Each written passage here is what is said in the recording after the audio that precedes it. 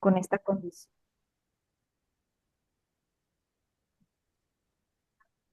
Entonces, vamos a hablar un poco de la fisiopatología de la cetoacidosis diabética, y la cetoacidosis diabética es el resultado de una deficiencia absoluta de insulina, que nos va a llevar a un aumento de las hormonas contrarreguladoras. Y estas hormonas contrarreguladoras son el glucagón, catecolaminas, cortisol y hormona de crecimiento.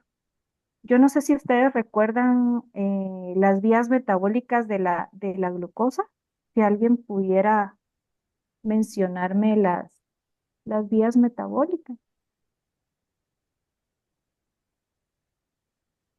Cuando ingerimos alimento y convertimos,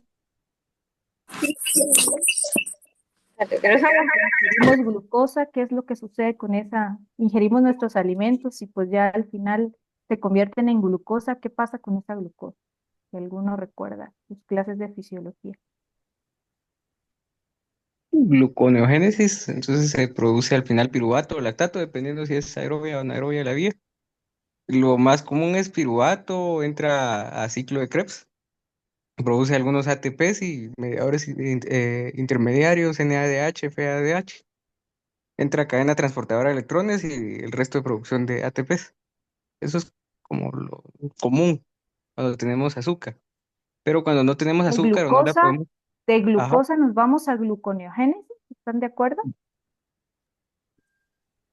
yo recuerdo que sí. Entraba ¿Qué dice glucosa, el resto de entraba tus glucosa, compañeros? insulina, ajá. ¿Qué dice el resto de tus compañeros? ¿Están de acuerdo que de glucosa nos vamos a gluconeogénesis? Participen porque el tiempo es corto y entonces sí necesito que... Pero sí, cuando tenemos glucosa, ¿qué sucede con esa glucosa? Lo primero que hace es la que necesitemos Ajá. en la célula para generar energía y que vaya al ciclo de Krebs, pues va a entrar a la célula a través de, La Insulina. como glucólisis, doctora, mediador, perdón.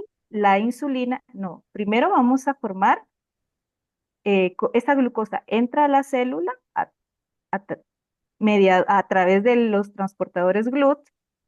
Estos transportadores GLUT son mediados por insulina y pues entra, como bien decía su compañero, al ciclo de Krebs. Lo primero que hace es, esa glucosa es fosforilarse a través de la glucoquinasa o exoquinasa, si es el caso del hígado, fosforilarse para que ya no salga de la célula y entre a la producción de ATP, ¿sí? Pero la que no utilizamos, ¿qué va a suceder con ella? Va a formarse o va a convertirse en cadenas de glucógeno para poderse almacenar. Y eso es la glucogénesis. La glucógenogénesis, perdón. Formación de glucógeno, cadenas de glucógeno que se van a almacenar en el hígado. Es la glucógenogénesis, ¿sí? La gluconeogénesis es la formación de glucosa por otras vías metabólicas que no son glucosa. Estas serían aminoácidos, proteínas, ¿sí? Que van a ir a la vía de producción de glucosa cuando la glucosa que ingerimos no es suficiente, ¿sí? ¿Estamos ahí claros con eso? ¿Sí o no? Sí, doctora. Ok. Sí, doctora, gracias. Recordemos que hay otras vías también de producción de glucosa y de utilización de sustratos que son menos, obviamente necesitan más energía, son menos eficientes, porque cuando, como bien decía su compañero, la glucosa entra al ciclo de Krebs en un metabolismo aeróbico, pues la producción de ATPs es muy eficiente, alrededor de 32 ATPs, para producir energía que va a ser utilizada en la célula. Pero otras vías, como por ejemplo la vía lipolítica, la vía de lípidos, cuando no tenemos glucosa suficiente intracelular, pues son vías que son menos efectivas y van a través de la producción de ácidos grasos libres y de cetogénesis, ¿sí? Entonces, ¿Qué sucede cuando tenemos una deficiencia completa de insulina? Dame un segundo, quiero ver si puedo poner el... ¿Ustedes ven mi flecha? ¿Sí? Que no encuentro el puntero. Pero bueno, tenemos una deficiencia de insulina.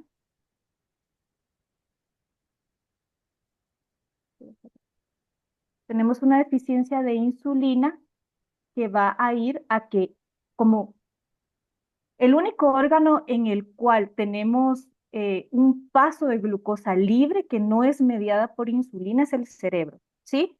El resto de órganos, todos necesitan de insulina como la hormona que abre la puerta para que los transportadores GLUT se exterioricen en la membrana celular y puedan atrapar las moléculas de glucosa. Entonces, si no tenemos insulina suficiente, vamos a tener una disminución de la utilización de esa glucosa. Y entonces, ¿qué va a suceder si no tenemos suficiente insulina? Pues el paciente va a entrar en un estado de catabolia, ¿sí?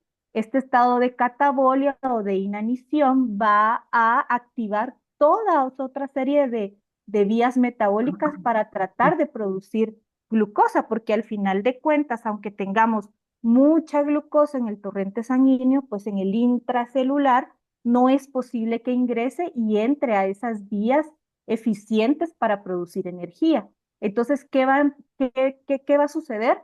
Pues se van a empezar a activar otras vías metabólicas en el tejido adiposo, en el músculo, en el hígado, ¿sí?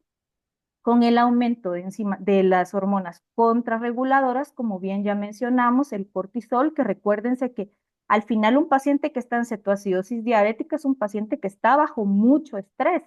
Y las primeras hormonas que van a responder ante el estrés, pues es la glándula adrenal, en este caso corteza y médula, la corteza suprarrenal con la producción de cortisol como una hormona del estrés, glucagón, ¿por qué? Porque el glucagón lo que va a hacer es liberar ese glucógeno que está almacenado en el hígado para que trate de producir moléculas de glucosa que puedan ser utilizadas por la célula. Epinefrina, a través de la médula suprarrenal, como una catecolamina que responde al estrés o al estado grave, y hormona de crecimiento, que ya la hormona de crecimiento realmente ya es un poquito más tardía su respuesta. Hormona de crecimiento como una respuesta más tardía a este estado catabólico o este estado de inanición. También como parte de ese mecanismo proinflamatorio y de liberación de citoquinas, pues este aumento de todas esas citoquinas y todas esas moléculas proinflamatorias, pues van a aumentar la producción de todas esas hormonas contrarreguladoras. Y entonces, ¿qué va a empezar a suceder? En el músculo vamos a tener proteólisis, esos aminoácidos van a empezar a entrar al hígado para que por la vía de la gluconeogénesis empecemos a producir glucosa. En el tejido adiposo vamos a tener lipólisis que van a ir a degradarse a triacil y a diacilgliceroles hasta glicerol. Y recuérdense que el glicerol también puede producir glucosa, ¿sí? Y ácidos grasos libres, que estos ácidos grasos libres, pues entran directamente a el metabolismo de cetogénesis, o sea, producción de cetonas. Esto todo sucede en el hígado. El glucagón es el que nos va a producir directamente la glucólisis o la glucogenólisis, que va a llevar también a la producción de moléculas de glucosa. Entonces tenemos todo, en ausencia de insulina, tenemos todas estas vías metabólicas activas y todas estas se están tratando de producir glucosa. ¿Por qué? Porque la señal que llega es que la célula en el intracelular está catabólica, está hambrienta, está en inanición, a pesar de que esa glucosa circulante en sangre sea extremadamente suficiente para cumplir las necesidades, pero al tener la ausencia de insulina, pues no puede ser aprovechada por la célula. Y entonces, ¿qué va a suceder? Pues vamos a tener aumento de cetonas, que nos va a llevar a cetoacidosis. Obviamente esa cantidad de producción de glucosa producida por otras vías nos va a llevar a hiperglucemia. Esta hiperglucemia nos va a llevar a diuresis osmótica y a deshidratación. Y la cetoacidosis nos va a llevar a hiperventilación por la acidosis producida por estas cetonas y a una respiración de Kussmaul. ¿Por qué razón? Pues recuérdense los mecanismos que tenemos eh, para tratar de compensar la acidez del pH, ya sea con una respuesta de hiperventilación y pues una respuesta un poquito más tardía eh, por vía renal. Y todo esto que nos va a llevar a un estado grave de deshidratación. ¿Ustedes recuerdan cuáles son los signos clínicos para el diagnóstico de un paciente con diabetes? Esta mascarilla estará bien para la niña.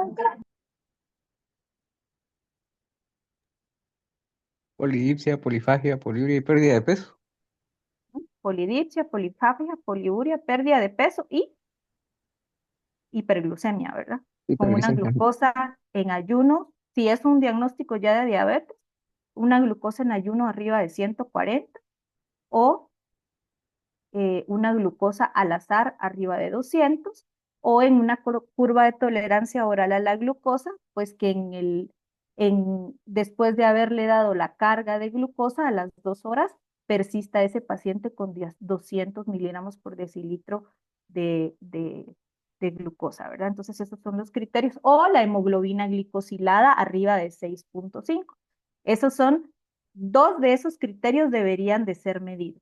Entonces aquí tenemos este diagrama de la ADA, que también a mí pues me pareció importante.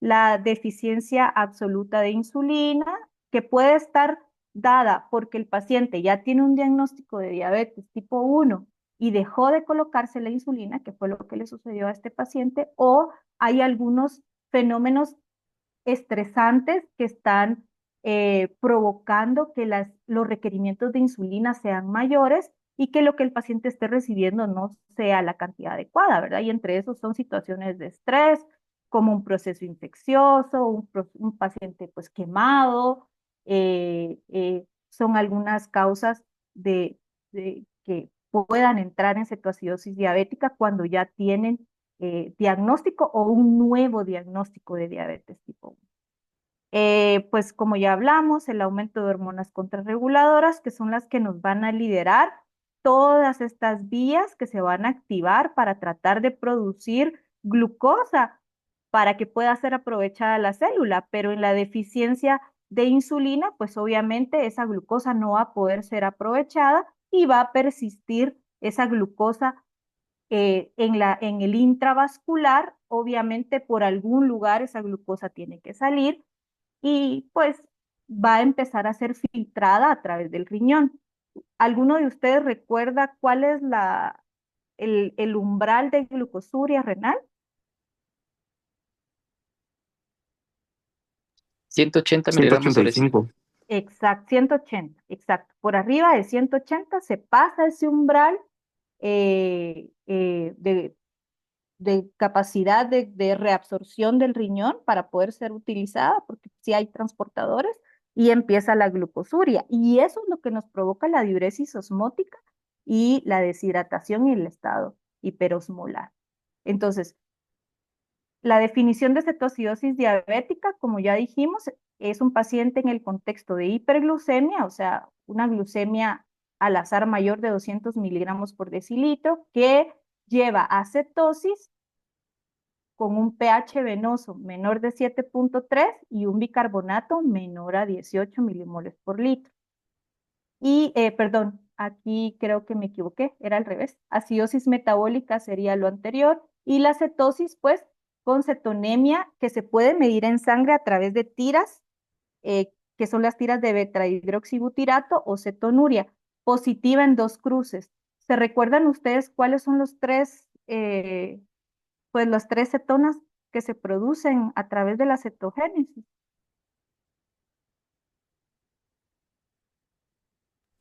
Acetato, beta hidroxibutirato y acetona. Muy bien, entonces la acetona y el acetoacetato es el que vamos a medir a través de la orina y el beta-hidroxibutirato es el que vamos a medir en sangre.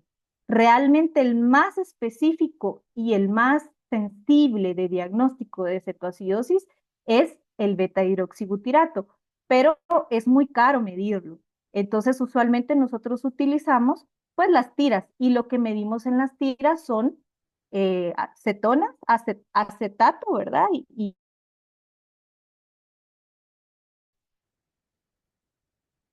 Entonces, hay una clasificación de la cetoacidosis diabética y esa va dada según la gravedad o el grado de acidosis. Y entonces en la cetoacidosis leve tenemos un pH venoso menor de 7.3 con bicarbonato menor a 18. La moderada es un pH menor de 7.2 y bicarbonato menor de 10 y la severa con un pH menor de 7.1 y bicarbonato menor de 5. Entonces, según estos criterios, ¿qué tipo de cetoacidosis tenía nuestro paciente?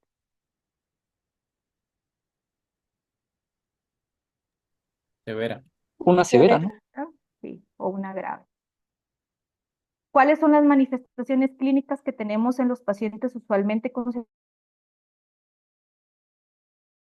lo que hablamos, ¿verdad? La poliuria es la que nos lleva a una diuresis osmótica, que nos lleva a deshidratación. Por eso, por ese estado hiperosmolar y de deshidratación, pues el paciente tiene polidipsia, que al final, muchas veces como el paciente está ingiriendo líquidos, si el estado de conciencia está conservado, a veces no necesariamente pues están en shock o están hipotensos cuando lleguen, a pesar de que tengan deshidrataciones severas, porque los pacientes consumen mucha agua. Lo que ya hablamos del estado de inanición o el estado de hambruna celular hace que el paciente siempre tenga polifagia y a pesar de que coma muchísimo, como esa glucosa no es aprovechada por la célula, pues hay pérdida de peso, hay un estado de catabolia intenso, ¿sí? Y pues la hiperglucemia persistente. ¿Qué vamos a tener? Al paciente con un cuadro de taquipnea, pues para tratar de que esas cetonas puedan ser liberadas a través de la respiración. Puede llegar a una respiración profunda y con suspiros, que es la respiración característica de Kussmaul. El paciente puede tener náusea, puede tener vómitos, puede tener dolor abdominal, pues porque al final de cuentas todo ese estado hiperosmolar también hace que la vascularidad, que el flujo sanguíneo pues se vuelva más viscoso, más turbulento, hay más hipoperfusión mesentérica que puede llevar a dolor abdominal y ojo con eso porque sí, nuestro paciente tenía un cuadro de dolor abdominal y puede ser confundido con un abdomen agudo. Y en los casos más graves, como el de nuestro paciente con fusión y somnolencia, que esos son datos o signos de alarma porque están relacionados con edema cerebral por ese estado hiperosmolar. Entonces, en el manejo de la cetoacidosis diabética, quisiera que nos enfocáramos en esta primera parte, pues ya vemos la historia clínica, que es la que tenemos de un paciente con poliuria, polidipsia, náusea, vómitos, la respiración, todo lo que encontramos en nuestro paciente con signos clínicos de deshidratación, respiración de Kussmaul. El paciente tiene como ese olor eh, a vinagre de manzana o es el olor a acetona y puede estar somnoliento. Y los datos bioquímicos que hoy en día, pues ya la glucosa debería de ser, así como tomamos la frecuencia cardíaca, la presión arterial, pues ya la glucosa debería de ser parte de los estudios iniciales en todos los pacientes y pues vamos a tener al paciente con hiperglucemia, ya eso nos da la sospecha, tomamos unas cetonas y vemos que las cetonas están positivas en orina, pues obviamente directo a tomar una gasometría venosa que nos da el diagnóstico de cetoacidosis diabética leve, moderada o severa, según el pH y el bicarbonato. Otras investigaciones que son importantes que hagamos son electrolitos, urea, la hematología completa, ¿verdad? Y entonces, pues según el estado de hidratación o el porcentaje de agua corporal total que nuestro paciente tenga, pues es la reanimación, el grado de reanimación que debemos dar al paciente. Entonces, como muy bien ustedes lo hicieron una evaluación en emergencia que va pues el triángulo de evaluación pediátrica, el ABCDE, el soporte vital básico y avanzado, que ya ustedes pues lo manejaron bastante bien. Los signos vitales, importante el peso, y pues si no es posible pesar al paciente en ese momento, pues tomar peso ideal, ¿verdad? Para poder hacer el cálculo de los líquidos y electrolitos que el paciente requiera. El acceso venoso, usualmente nosotros no utilizamos vías centrales de entrada. Los pacientes los manejamos con cetoacidosis severa con doble vía periférica. Tratamos de invadirlos lo menos posible. ¿Por qué razón? Porque los pacientes están en un estado hiperosmolar con aumento de la viscosidad sanguínea, con un flujo que en lugar de ser laminar, pues es un flujo turbulento, que es más predisponente a trombosis. Entonces, sí es muy usual que veamos trombosis en estos pacientes y por esa razón preferimos utilizar vías periféricas, pero pues obviamente por la gravedad del paciente, una vía central también está indicada dependiendo pues de la evaluación inicial. Los laboratorios, como ya los hablamos, y la hemoglobina glicosilada, sí es importante que aunque no se haya hecho ese día en horario hábil, pues al día siguiente lo hubiesen podido hacer, porque si es un paciente de un diagnóstico nuevo, pues nos ayuda también a reforzar el diagnóstico, porque recuérdense que también los estados de shock graves, de sepsis, hay otros estados en los que puede haber producción de cetonas por deshidratación, por ayunos prolongados, donde puede haber acidosis metabólica y donde puede haber hiperglucemia por activación de contrarreguladoras como respuesta al shock. Entonces, la hemoglobina glicosilada sí es de mucha ayuda y nos refuerza la ayuda, nos refuerza el diagnóstico, ¿verdad? Y que no estemos tratando un shock como una cetoacidosis o un paciente con diabetes, ¿verdad? Por eso es que el diagnóstico de diabetes no deberíamos de darlo cuando el paciente está gravemente enfermo, sino estabilizarlo y pues si a pesar de eso persiste hiperglucémico, con algunos otros criterios, pues entonces ya consideramos el diagnóstico de diabetes. El caso de este paciente, pues era un paciente que ya tenía un diagnóstico previo, pues obviamente esto es más fácil. Pero sí hay que tener en cuenta la hemoglobina glicosilada, que nos ayuda como un diagnóstico diferencial de otras causas de cetosis o acidosis metabólica que no es diabetes. Y la historia clínica y el examen físico, importante, el examen neurológico, ¿por qué razón? Por el alto riesgo de edema cerebral y datos de infección, que eso creo que se abordó bastante bien. La evaluación en emergencia, pues, ¿qué otros aspectos tenemos que tomar en cuenta? La gravedad de la deshidratación, ¿verdad?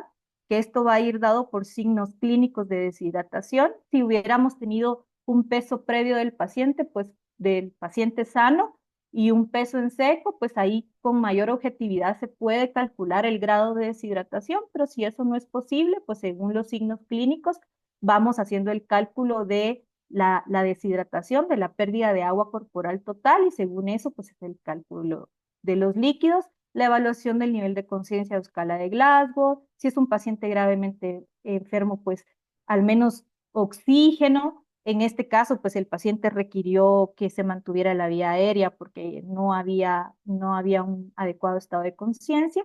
Y pues sonda Foley en los pacientes que están estables y son más grandecitos, pues muchas veces no los invadimos, tratamos de no invadirlos y si el paciente es capaz de avisarnos cada vez que quiere hacer pipí, pues entonces ya podemos utilizar un vacín y estar midiendo la diuresis horaria, pero en los casos de cetoacidosis severa, pues y que hay alteración del estado de conciencia, pues idealmente sí colocar una sonda Foley.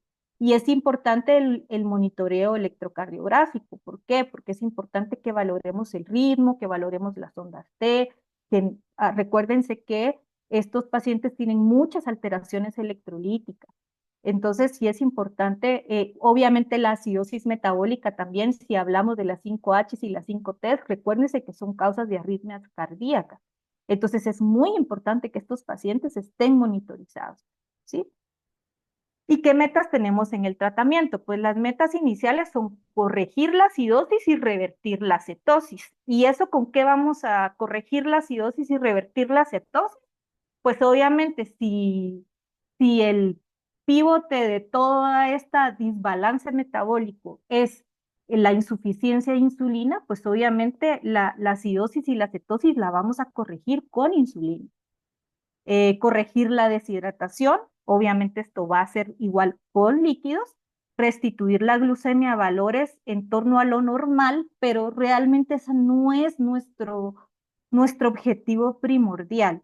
Monitorizar las complicaciones de la cetoacidosis y su tratamiento e identificar y tratar cualquier evento que precipitó, ¿verdad? Por ejemplo, si el paciente está con una infección, si el paciente está, no sé, con una gastroenteritis, o sea, dar también todo el manejo del evento precipitante del cuadro de cetoacidosis. Entonces, ¿cómo podemos clasificar la pérdida de agua corporal total? Pues dependiendo de los signos clínicos y según también ISPAD habla de que si la cetoacidosis es leve, pues hay más o menos un 5%, perdón, un 5% de pérdida de agua corporal total, si es moderada entre 7 a 10% y si es una cetoacidosis diabética severa, mayor del 10%. ¿Y qué objetivo tiene el calcular este porcentaje de deshidratación?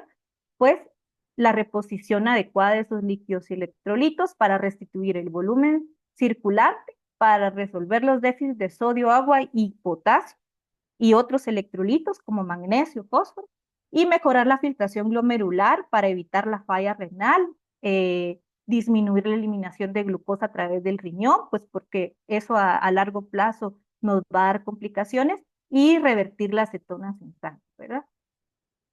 Entonces, los líquidos de reanimación, como muy bien decía su compañera, si el paciente está en shock, si no hay pulsos o tiene datos clínicos de shock con hipoperfusión, llenado capilar prolongado, pulsos periféricos ausentes, pues vamos a seguir las guías de manejo de shock, ¿verdad? En este caso, pues es un shock hipovolémico que lo vamos a manejar con soluciones cristaloides en bolos de 20 mililitros por kilo hasta que recuperemos pulsos, y esos bolos, recuérdense que pues son lo más rápido posible. Y pues según las guías, Mónica estará más actualizada en esto, pues la dosis máxima promedio es de 60 mililitros por kilo durante la primera hora hasta tratar de recuperar de una mejor manera la perfusión. Y si a pesar de eso no es posible recuperar la perfusión en el paciente, pues ya tendríamos y si está el paciente inestable,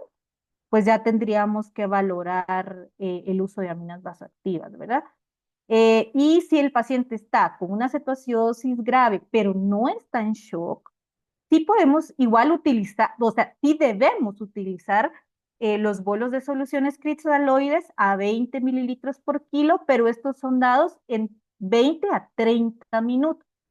Entonces, el paciente llega con una cetoacidosis severa, lo primero que hacemos ya luego de hacer el diagnóstico y tener las guías es dar un primer bolo a 20 mililitros por kilo de peso, y este bolo se va a dar entre 20 a 30 minutos. Inclusive algunas instituciones lo dan hasta en 1 hora, y ese primer bolo. ¿Por qué razón debemos dar primero la reanimación o la resucitación de líquidos y luego la insulina?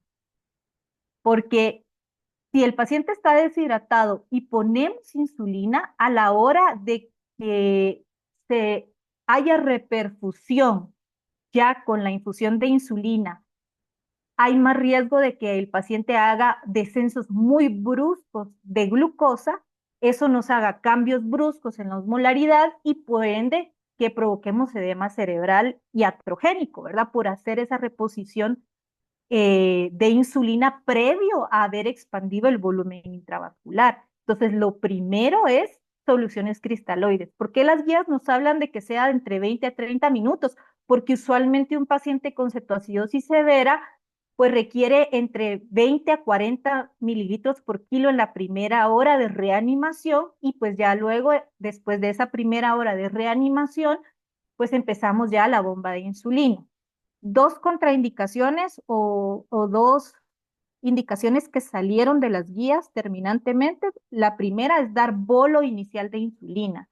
Eso se asoció a mayor riesgo de hipoglicemias, a mayor riesgo de cambios bruscos en la osmolaridad y a mayor riesgo de edema cerebral. Y la segunda contraindicación relativa es el uso de bicarbonato. ¿Por qué razón? Porque nos da acidosis metabólica paradójica. El paciente no tiene una deficiencia de bicarbonato, lo que tiene es una deshidratación severa con producción de cetonas porque no hay insulina. La única indicación para el uso de bicarbonato es en el contexto del paciente gravemente enfermo en parada cardíaca o un paciente con cetoacidosis severa en shock que tenga compromiso cardiovascular, que el paciente esté con datos clínicos de falla cardíaca, de a pesar de haberle dado la reanimación, el paciente no mejora, que tiene requerimiento de aminas vasoactivas. Y recuérdense que las aminas vasoactivas en un medio, en un pH ácido con bicarbonato bajo, pues al final de cuentas no van a ser útiles. Esas son las únicas indicaciones de la utilización de bicarbonato. Una de mis profesoras dice, ¿dónde vas a usar, cuándo vas a usar bicarbonato en pacientes con cetoacidosis diabética? Ella dice, en la tierra de Peter Pan. ¿Cuál es la tierra de Peter Pan? ¿Se acuerdan? No se están durmiendo, están En ahí. la tierra de Medalla. nunca jamás. Ah, ok, bueno. Entonces, Claudia, ajá, es que quedan otros 10 minutos, por si se corta en el mismo link. va, perfecto, gracias. No sé si vamos bien hasta aquí o tienen dudas. Igual vamos a ir aclarando con el paciente, pero quería darles como como esta revisión de las guías inicial y pues ya luego vamos con dudas específicas del manejo del paciente. ¿Les parece si continuamos así o quieren de una vez ir respondiendo dudas? Seguimos, ¿verdad? Viendo Sí, doctora. Muy bien. Entonces, los líquidos de mantenimiento después de dar el bolus, vamos a tener, acá en México, en la experiencia que yo he tenido, y pues también tuve la oportunidad de estar en Estados Unidos y el manejo es igual. Se utilizan dos bombas. Yo les voy a más o menos mostrar cómo es que se calculan. Yo sé que a veces cuando estamos en hospitales de recursos limitados, pues a veces tener dos bombas para soluciones es un poco difícil con los pacientes, pero pues tampoco es que les llegue una cetoacidosis semanal, ¿verdad? En Estados Unidos, en el hospital donde yo estuve, hubo un día que hicieron llegaron 3 pacientes con cetoacidosis con diagnóstico nuevo de diabetes 1, ¿verdad? Mientras más al norte estamos, más autoinmunidad hay y más diagnóstico de diabetes 1 y de cetoacidosis. Pero entonces, una bomba nos va a servir para la recuperación del déficit, que este va a ser el cálculo de líquidos según el porcentaje de deshidratación, como ya lo hablamos, ¿verdad? Y este va a ser repuesto entre 24 y 48 horas. Las guías dicen que lo podemos inclusive recuperar en 24 horas. Y de este cálculo total del porcentaje de deshidratación debemos restarle los bolos que pasamos. Los bolos que pasamos, las cargas que pasamos se restan a este porcentaje y pues en una bomba empieza esta recuperación del déficit con soluciones cristaloides. Y tenemos que colocar aparte las soluciones de mantenimiento en la otra bomba. Tenemos varios métodos para utilizar estas soluciones de mantenimiento. Pues Holiday Cigar, que no vamos a entrar a detalle en esto, no es el objetivo, ¿verdad? Me imagino que esto ustedes ya lo manejan bien. O también por superficie corporal total, que es otro método que podemos utilizar para el cálculo de soluciones basales. Según las guías de ISPA, dice que si vamos a utilizar superficie corporal total, es 1500 mililitros por metro cuadrado. Y Holiday Cigar, pues la regla de los 10 kilos, ¿verdad? Y cuando ya tenemos ya hicimos la reanimación, ya calculamos pues nuestras dos bombas, hicimos la reanimación y ya directo, ¿verdad? Ya pasa pues el paciente probablemente a su unidad donde se va a quedar y en esa primera hora iniciamos el tratamiento con insulinoterapia. No debiéramos retrasarla más. Entonces, ¿qué vamos a utilizar? Pues una bomba de insulina. Esta puede ser con insulina regular humana, que es la que usualmente tenemos en la mayoría de hospitales, también conocida como rápida o como cristalina, o también podemos utilizar algunos análogos como insulina Lispro, pues sí hay opciones. Pero en la mayoría de hospitales lo que tenemos es insulina regular. Recuérdense que es la única que podemos utilizar por vía endovenosa y por vía intramuscular o vía subcutánea, ¿verdad? Al igual que la insulina Lispro. ¿Y cómo vamos a hacer el cálculo de esa bomba? La bomba se va a hacer el cálculo de la dosis de insulina. Nosotros utilizamos una forma muy sencilla. Y entonces, pedimos que nos carguen 20 unidades de insulina, que recuérdense que eso serían 0.2 mililitros. Son 20 unidades de insulina y eso que esté diluido a completar 20 mililitros de solución salina.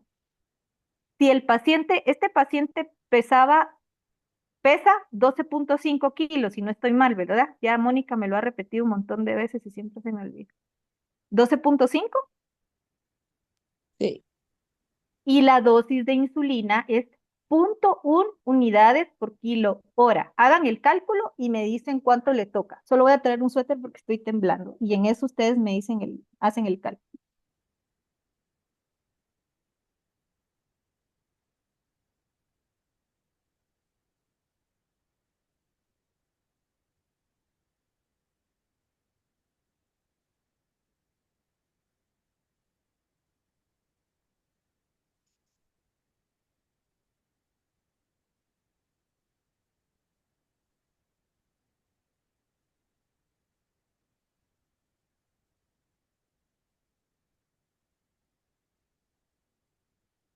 Ya, entonces, ¿qué dosis le toca? ¿Qué dosis le toca? 1.25 unidades hora. Ajá. Sí, es difícil que encontremos una bomba que nos dé 1.25, ¿verdad? Pero pues si la encontramos, sí, sería 1.2 unidades kilo hora. Y como lo que hicimos fue una dilución de una unidad de insulina por cada mililitro de solución, por eso pusimos 20 unidades en 20 mililitros, sería una unidad, es 1 mililitro, pues lo que le vamos a colocar al paciente es 1.25 mililitros por hora en la bomba. Es una forma mucho más fácil, más sencilla y si el paciente está francamente hiperglucémico, como el paciente que tuvimos, pues empezamos la infusión, la dosis a 0.1 unidades por kilo. Pero en pacientes más chiquitos, por ejemplo, menores de 2 años, o en pacientes que están muy border, por ejemplo, que llegan con 250 miligramos por decilitro, sí podemos utilizar 0.05 unidades y que empecemos la bomba a la mitad de esta dosis. Pero usualmente